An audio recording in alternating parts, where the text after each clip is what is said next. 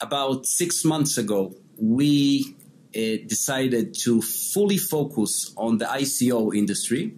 The reason for that is because we felt that, I'll say all of them, but obviously there's about maybe 1 or 2 companies that I can say, very few of them that I can say that are doing a good job. And when I say a good job, it means that they do real professional work and that they don't take bribes. I got into it so much and I fell in love with the industry so much for a few reasons. One is that I truly believe that blockchain and cryptocurrency, which by the way are 2 different things that obviously have a very, very strong connection between them, I really think it's going to change our lives. Actually, it's already changing lives of people right now. There are already people in third world countries that are making money that they never dreamed of making. It's amazing. It's incredible in my eyes. I see solutions for problems that are going to be solved, and it doesn't matter if there are governments that are trying to sabotage this revolution. It doesn't matter if you have huge banks all over the world doing everything they can to block crypto, for example, which is very funny because they block crypto while they work on the blockchain infrastructure, and they just know that they don't have a chance because it's going to change whole business models for everyone. So if we take legal, real estate property, medical, and so many other industries, obviously financial, the finance industry is the biggest one, it's going to change our world completely. When I got to know you, I felt that there was a certain bond and chemistry between us, right? And from what you told me in your journey towards cryptocurrency was pretty much my journey as well. And in Asia, I'm known to be that nutcase, that fanatic who goes around and talking about blockchain in the morning, blockchain in the afternoon. And like what you said, and I love it when we spoke off air, is that you could talk to anybody in the scene about cryptocurrency with that kind of passion and ferocity that in 30 minutes, they're going to ask you about where can I download a wallet, where can I get into it. And we need more people like this. Yes. And that's where I come in and look at the Asia point of view. And then you come in on the other side, and that's how we met online. And I felt this guy is the kind of guy I can hang out with, and we can talk for hours on the industry that we love. And I think that's the main difference. Like, we are businessmen, we're entrepreneurs, we know the importance of making money, but we've kind of gone through life as well and realized that this is the future, and stop fucking it for us. Like, there's a lot of people out there, the scams, the market manipulators, the pump and dumps. Like, this is the reason why the market is what it is today. And it annoys me. And we can't do it alone. And in an industry where it's supposed to be decentralized power to the people, I don't get that feeling of rally against these people. And you're definitely spot on when you said all these banks and countries coming down saying crypto is bad, betting it. But on the other side, they're working on blockchain. In fact, the Turkish lira that tanked so bad against the USD, what did the Turkish government come up to say? They're going to put the lira on a cryptocurrency. And then we look at Venezuela. Venezuela currency is down to almost monopoly money. And now they're going to peg their Venezuelan dollar against a crypto and coming up with another asset class. So these guys who slammed down the book on all the crypto players like us who are doing legit stuff are now printing money in another way using cryptocurrency. They have been doing that since fiat currency days. And now with cryptocurrency, they're making it happen again. Exactly. And I would say that if you look at fiat money, most people don't realize that fiat money is an illusion. Yeah. Because like you said, it's printable. Whenever the government thinks that it needs to change something, they just print more money. But it's all an illusion because who pays for it? Bottom line, the people are paying for it. And the people are, if the government is helping the central banks when there is a crisis, and we've already seen a few crises in the history of humankind, then what happens? They just give the banks the money. Whose money is it? It's the people's money. Yeah. So it's really wrong. It's very wrong. The thing is, the people don't understand this, and it's so important because when we go into a crisis, the banks and the central government, they say, "Oh, we're going to give you an elevation package, and they call it incentive to stir the economy again," and that's really just printing money. And when that happens, your $100 value gets lesser, and you don't realize it. You think, "Oh, there's more money," but yeah, there's still the same amount of value in the pool. But we get so lost in that spiel that no one ever questioned it. Exactly. And the thing is that people are just used to listen to people in power, to people that they have a position in the government or whatever in the community, and they don't understand that these people have their own agenda. Because when you look at people, for example, if we take one of the best examples that I like to give is Warren Buffett. Warren Buffett says Bitcoin and cryptocurrency is one big scam. Why wouldn't he say that? He has so much US dollars. For him, he doesn't have Bitcoin. So why would he say that Bitcoin is good? He's not going to start investing in Bitcoin now because it's probably too late for him. He doesn't understand it. He's afraid of it. And that's the most wrong situation that I see, that people are getting convinced about something that is completely wrong. And I will add one more thing to that. And I would say that it's completely fine. I am not angry with the fact that people are scared of change, because we see it with everything. People are scared of change, period. And the other thing is that people don't understand it yet. Look, I'm considered to be a very technological person. It took me about 2.5 months to really understand what it is about. It's not easy. I mean, I remember when I wanted to pay the first salary for Cointelligence CTO, which is one of the most amazing technological. I mean, he's a genius. He even hesitated when I was supposed to send him crypto, and it's very scary. If you make a mistake, you just lose the money. So we are at the beginning, and like everything else, it's going to take time, and like everything else, it's going to evolve. Yeah. We are, I call it, the diaper space. Even not there. I mean, you can't expect something so new to solve all the problems in the world, to work perfectly, and that's it. No, it's going to take time. But like you said, we need people to understand the possibilities here. We need people to understand the huge potential here for the benefit of everyone.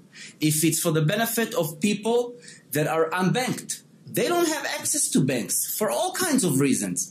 They don't need a bank anymore. They can have their own bank in their mobile. Everyone got mobile phones. Yeah. Even when you go to third world countries and people don't have electricity at their home, they have a mobile phone. They can have crypto. They can earn crypto.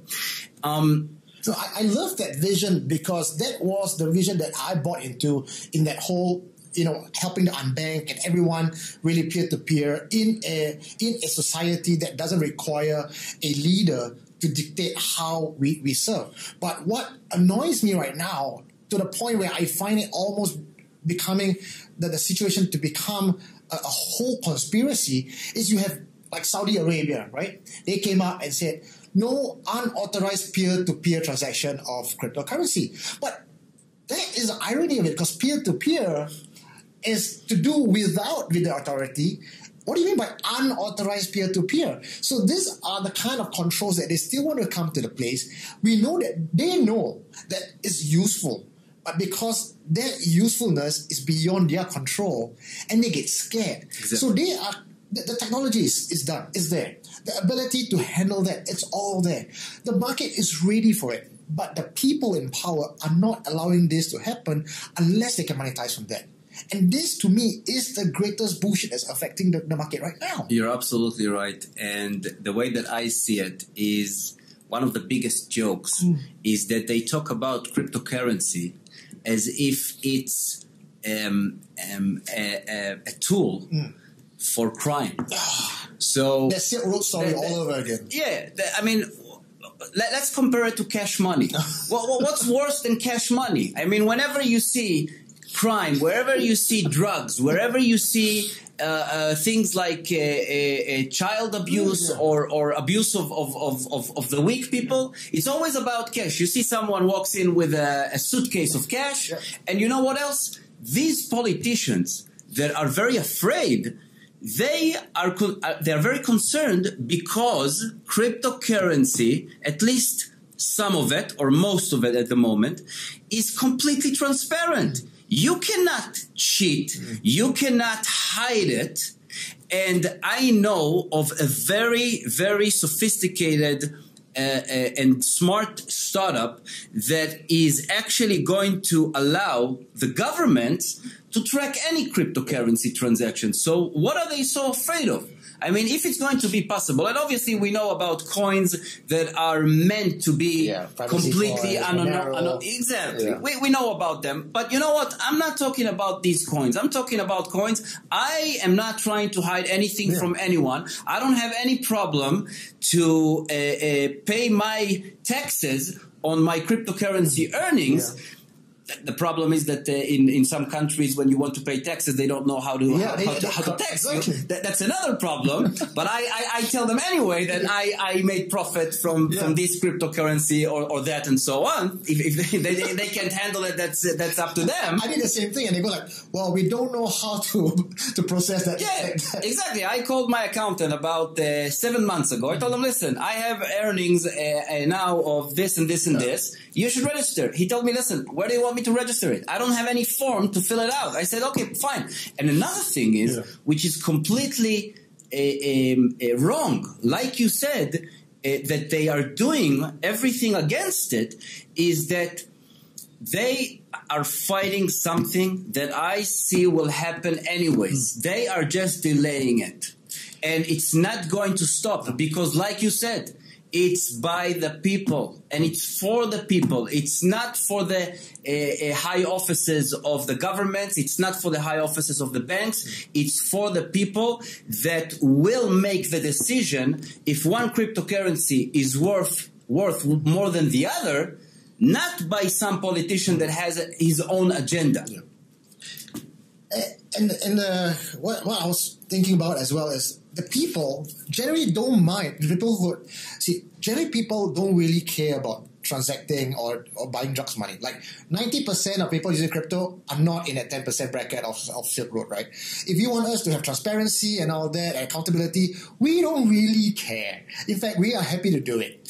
And those people, the 10% who wants to deal with the black market, you know what's going to happen in the future, the way I see it? Because of the inherent nature that blockchain and cryptocurrency is so transparent, the government is able to track. Like, we are happy for them to track. They'll be happy for that. Cash currency will then be the tool for black market. Of course. You don't need track, of course. Deal with cash. And I'll tell you something else. If we're talking about governments, one of the best and most interesting solutions for voting for governments is going to be based on blockchain. Because you cannot cheat, you cannot lie, you cannot hide, and I can tell you that I am confident that very advanced countries like Israel, for example, where I come from and considered to be startup nation, I'm telling you that the voting for the government is not being done good enough. Because there's many ways to manipulate it, and with blockchain, it will not be possible. And with blockchain, you go on your mobile phone, and after 5 minutes, you vote for the candidate that you want. No one will be able to manipulate it, to change it, and no one will be able to argue with it because it's going to be on the blockchain, and it's going to be there forever. Now, I think that, for example, politicians who are used to manipulate the people, they don't want that. They don't want that. Of course. Why would they want that? And from the Asian perspective, for viewers or listeners who are not savvy with the stuff that goes on in this part of the world, Malaysia is a country above Singapore where we are right now. And right now they have one of the biggest scandals in the government because their ex-president is now charged for corruption, money laundering and everything else, and rigging of votes to the point where he was in power for so long because he rigged the votes to the point where the community, the people, the citizens, they are aware, but they can't do anything. They give out identity card to people. The government would turn off the lights and swap the boxes. It's that blatant. And of course, when cryptocurrency comes up, they wouldn't want that to happen because then it becomes an even playing field. So I definitely see there is almost a nefarious reason why governments and all these large people in power don't want it to happen. But on the other side, like what you mentioned in the article that I was really inspired by, that's why I contacted you on Cointelligence. If you guys are listening to this, click on this link below. I will add this link. And you were spot on. So, okay, first we have people in authority, the governments who want to clamp down on us. And we can understand that, right? But then on our turf, our people, the crypto people, we are fucking it up for ourselves as well. You have advisors who don't advise. In fact, you're an investor in the other business and you took so much effort and time to make sure that they go on the right track. I would imagine every advisor for every ICO project should be doing that and not just put your face up there, get paid, and then you go to those ICO rating sites, get rated up, because the people who have a little bit of money and not much to lose depends on all these influencers and all these rating sites as the new voice of authority. So then we get this whole layer of scam that is trying to screw people up. Very true. And I'm sure you have a lot of thought about that. Very true. I do. I do have a lot to say about that. And I think that it's one of the biggest diseases of the industry at the moment. But before I dive into what I think about it, we have to remember one thing. We have to remember that with every revolution that happened before, there were always problems at the beginning because it's so new, it's so fresh. There are always bad people.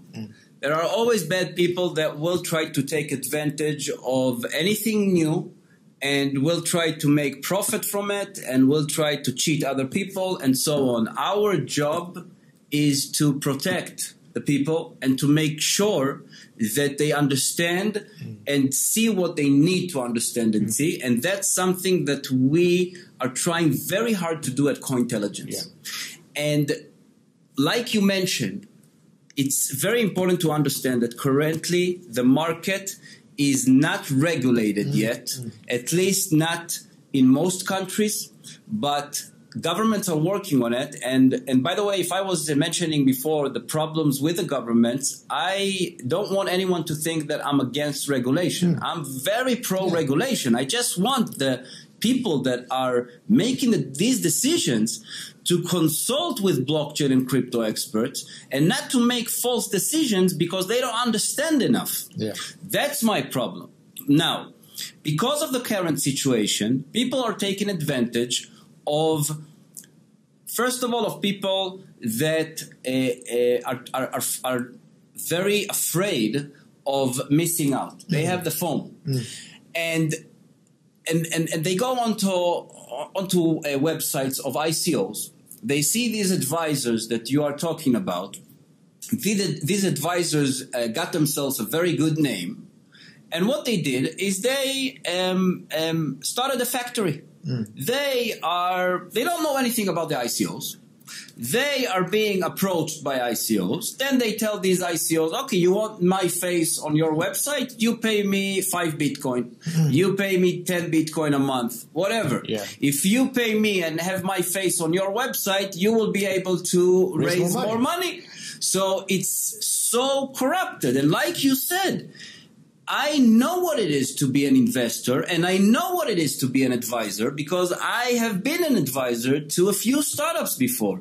And I don't have a problem, by the way, if someone wants to use someone's face because he's well connected, because he's known, because he's a very knowledgeable person, and he doesn't need to work for the startup or in this case the ICO. But it's very wrong if you don't know who the team is? How can you put your face on a website without even know what's the capabilities of the team? This drives me crazy. How can you even afford it? I mean, my head of research approaches advisors asking them, tell me, how come you decided to join this team? Their CTO doesn't have any experience. How come you even agreed to it? So we get answers like, I'm sorry, I'm not a part of the core team. I'm sorry, I don't know the team. What do you mean you don't know the team? You just joined the team. How can you not know the team? I don't join any team before I meet the person face to face. And I'm a very virtual and digital person. I always do everything I can do virtually. But if I decide to put my face somewhere, and to have a CEO to use my name, I need to meet the CEO. I need to meet his team. You know, this was something that happened to me, I think, about a couple of months back when someone asked me to be an advisor for their project. And I said, oh, let me see what you have. I read through the white paper. Honestly, I wasn't very impressed with the white paper. But look, not everything is about the white paper. And if you're going to just be so narrow-minded and look at the white paper alone to judge a project, look at Bitcoin's white paper. It's not really that impressive either, right? So I said, you know, business to me has a few components. The concept and the team, right? And the vision. So if the concept doesn't work well, but the team is good, you can pivot, right? Because you're buying into the team. And also the vision has got to have some form of integrity or some form of direction and principles that align with my principles, correct? So I said, I'll be happy to talk to you further. Let me go down. I will fly down to your country, sit in your office and get to know your stuff. No, it's okay. Don't have to come down. I said, no, I'll pay for myself, you know, because I smell bullshit, right? So I'll pay for it. I'll come down. I'm interested. No, it's okay. Don't have to come down anymore. And stop talking to me. So you can imagine if you want to use my face as an advisor, but you don't let me come down and meet your team, what does this tell you, right? That's one of the biggest diseases in the industry at the moment. Yeah. It's very, very wrong, and people need to understand it. We at Cointelligence, we are not going to let that happen. Yeah. We are going to hunt down the scammers. We are going to hunt down, actually we're already doing that. Yeah. We're hunting them down, and we're going to hunt the ICO corrupted advisors, and we're not going to just sit around and let them cheat people and let people invest in bullshit ICOs. That's how it is. You know, I have a first level filter for that. When you go down to LinkedIn, look for the advisors that says they have 150 projects under their belt. How can you advise 150? Listen, I don't know how many hours they have in one day. I don't know. Maybe they're not human. How can you advise to more than 5 ICOs at the same time? Yeah. You know, I don't have a problem with someone with a record of 20 ICOs, 30 ICOs, but not at the same time. Yeah. You need to have some logical time to dive into but why? Because they don't care. Yeah. Because they don't do anything. They just tell them, give me 5 Bitcoins, put my face, that's it. That's what they do. Yeah. And the biggest thing is, the top ICO experts, where you see in some websites, they rank themselves. This is going to be good. Why are you ranking yourself as a top expert? What did you do? What? You helped them raise the funds? How did you help them raise the funds? What exactly did you do? You don't get answers. You don't get anything. And the other thing is not only the corrupted ICO advisors. It's also the ICO rating websites, which is as worse as the advisors. Because, for example, about a week and a half ago, we found a scam. We published the scam. We always publish about the scams when we find them. And when we went to other rating websites, we saw that they got an amazing score. How can a scam get 8 out of 10? No one was able to explain to me how they got 8 out of 10. You buy it. Exactly. That's the only way that you can get a high score if you're a scam. And it drives me crazy.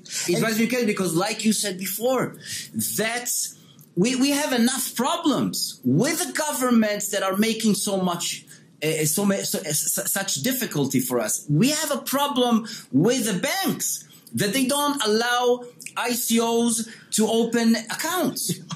And it's crazy enough. Why can we shouldn't. Yeah. We shouldn't. It's not why. We shouldn't let these advisors and these ICO rating websites to even be there. Yeah. We shouldn't. They need to stop, to quit immediately. And the crypto community has to make it happen. And the one other thing that I would like to add to that is that sometimes people approach us at Cointelligence and they tell us, okay, give me a better rating. You gave us a 6. You gave us a 5. Give me a better rating. You know what I answer them? First answer is that if they ask me again to give them a better rating, obviously they offer money. They offer payment. I tell them, you ask me again for that, me or one of my team, we will publish it online so everyone will know that you're asking for a better rating. Yeah. That's the first. But the second answer is we don't have any problem to give you a higher rating if you improve yourself. And the other thing is that we don't just give one score, one total score. We show you different scores for different parts, like you said yourself. You have the integrity part, you have the team part, you have the vision part, you have the marketing part, you have a lot of things. The tech, the community, at so many different levels. Exactly. Yeah. So I can tell you that I know ICOs, for example, that are doing horribly with their technology. But I see that they are willing to change it and they are willing to recruit the right people in order to change it. So I tell them, that's great. You got a 6. Improve your technology. You will get an 8. Improve your, for example, you mentioned before about the team. When we see that the team is very, very good and very, very passionate and the vision is not to land cryptocurrency on Mars now, which doesn't have anything to do with the reality. So we want to help them. We want to make them better. That's what we think that everyone should be doing. Not just think about profit all the time, and not just think about. I mean, my point also is we're not looking to hunt down founders. We're looking to hunt down scammers. Yep. That's a big red X. Yeah. But the ones that really want to do something, we are willing to explain to them what they are doing wrong so they will be better. Because this is business. You don't just get from zero to hero on the first try. Yes. And I want to take your Cointelligence idea, and we spoke about this on the phone. I didn't really get into details about it, and since we're doing live here, and why this is called Rock the Block Live is totally unscripted. I met On Yavin for the very first time today, and we really get it on because there's so much alignment of vision and anger in the community. So I want to share with you, I haven't told this to anyone, but I found a way to bring project up from 0 to level 5, because as business owners, we realize that sometimes you go in with the best intentions, but you're really an unpolished gem. And there is no way, feasible way, that you can go from 0 to this and expect to be perfect overnight, because you can have the best idea, the best concept, no team. Right? Got team, got concept, no money. There is so many different moving parts in the business. And make no mistakes about this. ICO is a business, right? I have level 1, level 2, level 3, level 4, level 5. At level 1 layer, anyone can come in. You are judged based on your concept and proof of project. You're judged based on the founder. You may come in at this level. Everyone's on the playing field. So maybe if the project is very way in advance, you still pass through this level. People vote you in. If you're still at the infant level, you come in. People vote you in because they like your vision. But you're not going to get past the level 2 because all you have is a vision that people indicate that they like. At level 2, now maybe we need a bit more. All right, you need to have your CTO, your CEO, you need to have some proof of concept. At the very least, a draft work, some form of beta testing, a pool of 100. Okay, thumbs up, good effort, we like it, you go up to level 3. And then level 3 now is, okay, we need more stuff. We need more beta, we need more, when you say you have an advisor, we want to know the advisor is legit. Maybe the advisor can even cut a video with you, sit down in your freaking office. And you know what, we don't want to hear the CEO talk about it, we want to hear the advisor talk about the team. How about that for a change, right? That sounds great. Right? So it comes up, level 4. At level 4, okay, you know what? Then the bar gets higher because now you need to do your due diligence, you need to have your legal opinion. And of course, not every project is going to go to level 4. But if you can, and that's where you should build up towards, because at every stage, you are graded for where you are. So you don't have to go in hoping for an 8.5 upon 10 at the very start. And that's unfair. But you go in at a 3 or a 4 at your level, you're not going to be pitted against somebody that's really out there and having a level 8. So on that note, people don't feel the need to score an A+ in all the exams. And then as they go up to level 4, level 5, this way you can go to the family officers, the investors, the accredited investors, and say, look, these guys have gone through the pathway, the people have voted them in, community consensus. Why don't you get your experts down to look at it? So maybe at level 4 and level 5, you need an external expert to come in and sign off on the project. So by the time it gets to 5 and your doors are open to all the investors and hedge fund managers and even for the retail investors, I may not have done my due diligence and research. I know that this guy has gone through hell to get there. If he wants money, sure. No one's doing it. I want to do it with you. You're absolutely right. And it's very important to remember that we're talking about startups. We're not talking about conventional companies. No. That's what we're here for. We're here to make a change, to make things better. So it's completely fine not to be completely ready and to have everything, but it's very wrong if you want to do an ICO and it's the quickest, easiest ways to raise money. And when I ask an ICO founder, why are you doing an ICO? He says, because it's the easiest way. So I say, why do you need a blockchain? He doesn't have an answer. That's very wrong. But if you don't have all the answers in advance and you are the real thing and you actually want to do good, to do change, and you need help from others, like you just said, that's completely fine. I don't think that they need to be a full ready product. That doesn't exist with startups. So I hope that the people listening to this session with us go back with a different mindset and mentality. When you want to create a project in the market, don't aim for perfection at the start. You look, in any reality show, in any narrative, in any story, in the history of business or fiction books, right? It's always the growth that people is going to buy in. If I see you at a level 3 at start, but in 6 months' time, you have worked your way up. That is a freaking track record that I can buy into and follow you. You are so right. You are so right, because one of my investment techniques when I used to invest, I call it in the old world startups. It's exactly what I did. I used to meet with the founders and I used to look at what they did until now. And then I would say, okay, fine. You want me to invest in you? That sounds great. You have a lot of potential, the team, the vision, and so on. Let's see what you come up with in 3 months. Then I would meet them again and see what they executed in the 3 months. I don't expect to have a full working product after 3 months, but I would like to see how much effort they made, what they achieved, at least in planning, at least in building even some very, very small part of it. So I completely agree with you. Which kind of makes you guys listening to this wonder, how can a project have no background whatsoever pull on a team in 30 days and raise a 30 million ICO in just 2 months?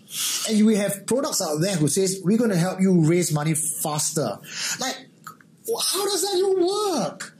That smells like scam across the board, dude. Like, don't even talk about blockchain. Talk about let's something a bit closer to home. Let's talk about relationships. You meet this girl at a bar and she tells you, or you meet this guy at a bar if you're a girl and he tells you he loves you and wants to marry you, and in 2 months' time wants to have baby. What are you going to think about that, right? You go like, whoa, dude, slow down. Let's get to know each other. But yet in the blockchain world, everything's going way so fast, and people are taking that almost like a pride. Like, oh, I did it in 2 months. I raised 80. Like, fuck off, dude. Like, how long? What people fail to realize again as ICO founders is when you're raising the money, you're raising on future earnings and potential capability. You're not here for money grab and just to get the fuck out. And that's where most of these ICO fail. That's where a lot of the Ethereums are now being liquidated to cash. No new money is coming in. Ethereum dropped to all-time low.